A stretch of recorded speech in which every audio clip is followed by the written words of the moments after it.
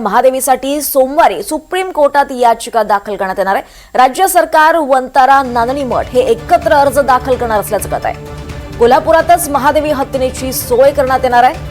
वंताराचं पथक सुद्धा महादेवी हत्तीनेसाठी असणार आहे। आताची महत्त्वाची अपडेट आपण पाहतोय। महादेवीसाठी आता सोमवारी सुप्रीम कोर्टात याचिका दाखल करण्यात येणार आहे आणि राज्य सरकार, वंतारा त्याचबरोबर नांदणी मठ हे एकत्र अर्ज करणार असल्याचं कळत आहे। कोल्हापुरातच महादेवी हत्तीनेची सोय देखील केली जाणार आहे आणि वंताराचं पथक सुद्धा महादेवी हत्तीनेसाठी असणार आहे।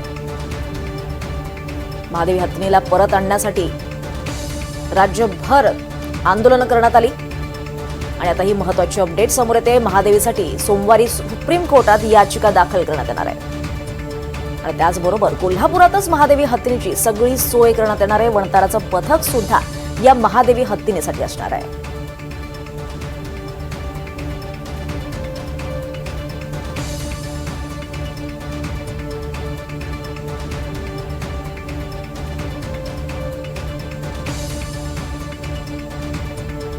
तर या महादेवी हत्तीनेसाठी आता सोमवारी सुप्रीम कोर्टात याचिका दाखल करण्यात येणार आहे।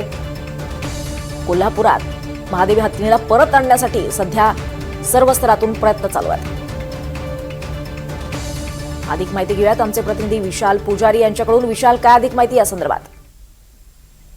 दीपाली, जसं की यापूर्वीच वनतारा, राज्य सरकार आणि नांदणी मठ या तिघांनी एकत्रितपणे रिव्ह्यू पिटिशन दाखल करणार अशी माहिती दिली होती आणि आता त्याच्यानंतर काल शुक्रवारी रात्री उशिरापर्यंत या तिन्ही या वनतारा आणि नांदणी मठ प्रतिनिधींची एक बैठक जी आहे ती रात्री उशिरापर्यंत पार पडली। या बैठकीमध्ये न्यायालयीन लढा लढण्याबाबत चर्चा झाली। एक प्रस्ताव या सगळ्या महादेवी हत्तीला परत आणण्यासाठी नेमक्या काय काय तरतुदी केल्या जाणार याबाबतचा एक प्रस्ताव आणि या प्रस्तावाबाबत सुद्धा चर्चा झाली। या सगळ्या बैठकीमध्ये एक सगळ्यात महत्वाचा निष्कर्ष समोर येतो, तो म्हणजे सर्वोच्च न्यायालयात आता तिघही एकत्रितपणे विनंती अर्ज जो आहे तो दाखल करतील।